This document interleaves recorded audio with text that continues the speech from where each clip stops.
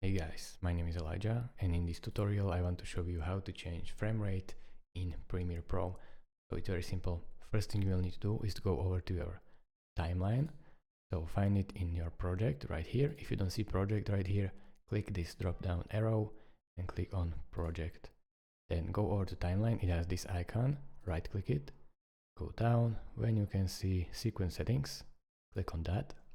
And now right here you have this editing mode, and underneath time base, which is your frames per second. Click this drop down and change your frames per second to whatever you like. So this will apply for all the timeline. So let's say I want 60 frames and then click OK. Right now your timeline will have 60 frames.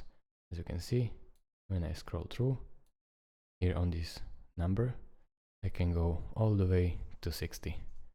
Because this number represents frames, as you can see.